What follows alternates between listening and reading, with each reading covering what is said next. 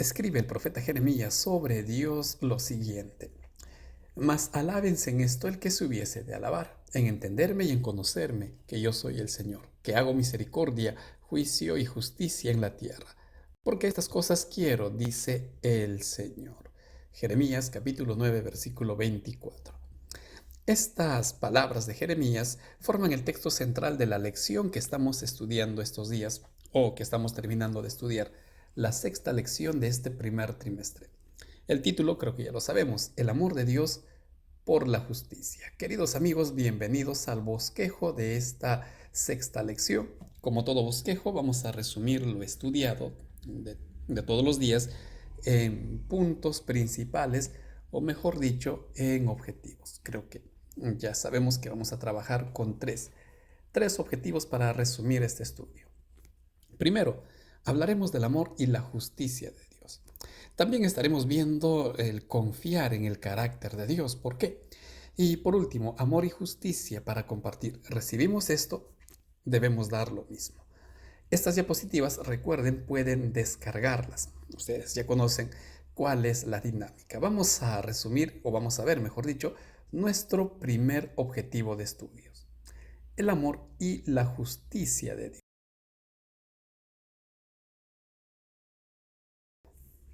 ¿Qué es lo que vamos a ver aquí? Recordemos en primer lugar que Dios ama su creación. Dios es amor, Dios creó este mundo, Dios nos creó por amor. Dios ama a su creación. Lamentablemente este mundo está enfermo, por así decirlo, por el pecado. Esto no solo enfermó a la creación, no solo afectó negativamente, también está destruyendo poco a poco lo que Dios ha creado. Es en este contexto que se presenta precisamente el amor y la justicia de Dios, algo que no pueden ir separados. La justicia en el contexto bíblico no es una justicia para intimidar, para asustar al hombre, al contrario, es una justicia para alentar, para animar. ¿Y por qué motivo? Porque así como Dios es amor, como vimos la semana pasada, la ira es una manifestación del amor de Dios. La justicia de Dios también es una manifestación de su amor. Es por ello que ambos no pueden separarse. La Biblia sobre la misericordia y la justicia dice lo siguiente: Dios ama y ejerce justicia verdadera. En una forma poética dice el Salmo sobre el amor de Dios, perdón, sobre la justicia, que la paz y la justicia se besaron. Elena de White dice: en la cruz la justicia y la paz se besaron. Dios ama, Dios es misericordioso y al mismo tiempo imparte justicia. Al mismo tiempo se goza, se deleita en la justicia. Y eso es lo que Dios va a traer a la tierra. Y eso es lo que Dios tiene preparado para nosotros y viene haciendo, aunque hay un juicio, le solemos llamar el juicio final, que está reservado para este mundo. Pero es un juicio, vuelvo a repetir, para salvar, no es para condenar. Por ello, el profeta Jeremías escribió lo que leímos al inicio. Ese conocimiento de la justicia de Dios debería ser un conocimiento anhelado por nosotros, un conocimiento deseado por nosotros. ¿Por qué motivo? Porque por un lado dice Salmo 92:15 que Dios es justo y en Él no hay maldad. En Dios no hay injusticia. Entonces, nosotros, si esperamos la justicia de Dios, nosotros no vamos a esperar esa justicia eh, de manera temerosa, con duda, fallará, saldrá bien, cómo me irá. No, Dios no se va a equivocar. Y en segundo lugar, no hay maldad en Dios. Santiago, sobre la justicia de Dios, escribe esto: Dios no puede ser corrompido o tentado. Es justo y recto. Estas palabras y lo que la Biblia presenta de Dios, lo que Dios demostró a lo largo de sus páginas, son una garantía de que la justicia de Dios es una justicia positiva, es una justicia salvadora, es una justicia llena de misericordia, lo que a la larga para nosotros y para el mundo debería ser una manifestación de esperanza o un punto, un tema de esperanza. ¿Por qué? Porque el Dios justo, el Dios que no se corrompe, el Dios en el cual no hay injusticia, traerá precisamente justicia a este mundo. Dios es un Dios justo, un Dios misericordioso, pero un Dios que se deleita en la justicia. Terminamos con esto el primer objetivo de este estudio y vamos a ver rápidamente el por qué deberíamos de confiar, por qué deberíamos de estar seguros, sentirnos seguros en el carácter de Dios.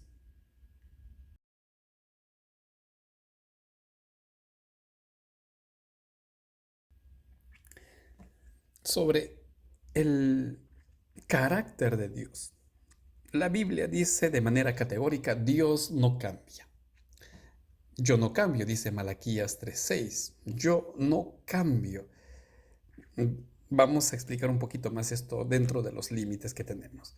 Tampoco hay mudanza, dice Santiago 1:17. Tampoco hay mudanza, tampoco hay sombra de variación en Dios. Cuando presenta esto, nos recuerda una verdad. Dios es fiel a todas sus promesas y el juicio que traerá es justo y misericordioso. Enfaticemos un poquito más esto. Yo no cambio, dice Dios. Eh, Dios, la lección explicaba, en su moral, en su carácter no cambia. Él es amor y seguirá siendo amor. Él es misericordioso y seguirá siendo misericordioso. Es justo y seguirá siendo justo. En ese aspecto Dios no cambia. Es su esencia, es su ser. Dios es amor y eso no cambiará. Eso no va a variar, no es como el hombre, no es como el corazón humano, que un día ama, un día se emociona, al día siguiente por alguna desilusión ya no quiere saber, está todo malogrado, se quiere deshacerse. Ese no es el caso de Dios. Dios decidió amarte, Dios decidió amarme y va a mantener ese amor, va a continuar con ese amor. Y si Dios prometió salvación, y si Dios prometió solución, si Dios prometió vida eterna, en consecuencia Dios va a cumplir esa promesa, Él no va a cambiar. Entonces, ¿por qué en primer lugar deberíamos de confiar en el juicio de Dios? ¿Por qué deberíamos de confiar en el carácter de Dios? Porque Dios no cambia. En segundo lugar, ¿por qué debemos de confiar en su carácter? Porque Dios no se equivoca. Yo no soy hombre, dice, para arrepentirme. Yo no soy hombre para decir, uy, me equivoqué. Esta es una buena noticia, por supuesto, porque el veredicto que Dios trae es esperanzador para nosotros. Él no se equivoca. Hemos visto que Dios no puede ser corrompido. Ya hemos visto que en Él no hay sombra de variación. Ahora vemos que Dios no cambia y no se equivoca. Entonces, si va a traer justicia, es eso, es justicia. Pero los que hemos estudiado nuestra lección, los que tenemos la Biblia en la mano, veremos que dice, y Dios se arrepintió del mal que pensaba hacerles. ¿Acaso esto no indica que Dios está cambiando? No. No es el arrepentimiento humano que nace del dolor, que nace de la aflicción por error que cometimos. Vamos a explicarlo de la siguiente manera. La Biblia sentencia que la paga del pecado es muerte. Esto lo sabemos. Pero Dios promete vida y su deseo es eso, pero la dádiva de Dios es vida. Ahora, Dios quiere salvarnos a todos, pero Él respeta nuestra decisión. En otras palabras, para que yo pueda tener vida, pues tengo que arrepentirme. Si yo me arrepiento, entonces Dios me regala la vida. Todos somos pecadores y todos estamos condenados, dice Romanos. Y si yo me arrepiento, entonces Dios me da vida. Y si yo rechazo el perdón de Dios, ¿qué es lo que viene? La muerte. Ahí se explica lo que escribió en Éxodo, por ejemplo, Moisés. Dios actúa en base a lo que decidimos. El pueblo se había equivocado. Habían hecho un becerro de oro y Dios dice, los voy a destruir porque la ley dice que el pecador tiene que morir. Ahora el pueblo se arrepintió, entonces Dios dice, bueno, he visto su arrepentimiento, entonces ya no voy a ejecutar esa destrucción porque se arrepintieron. Es ese, eh, entre comillas, cambiar o dejar el juicio para dar vida a lo que Dios hace. Entonces, no es porque Dios se lamentó, Dios se equivocó en una decisión y ahora quiere enmendar, no. Lo que la Biblia nos presenta es el juicio que Dios trae, la decisión que Dios toma en base a lo que nosotros estamos haciendo, lo que nosotros estamos decidiendo, y en otras palabras, la recompensa que estamos eligiendo, porque si estoy con Cristo, si yo camino con Cristo, la recompensa es la vida. Dios no cambia, queridos amigos, al contrario, vuelvo a repetir, Dios es fiel a su promesa, Dios vino para salvarte, ya murió en la cruz, lo que está esperando es tu decisión. Eso es lo que el Señor está esperando, y el juicio que va a traer es para salvación. Cerramos este segundo objetivo de estudio. Vamos a entrar ahora a nuestro último objetivo.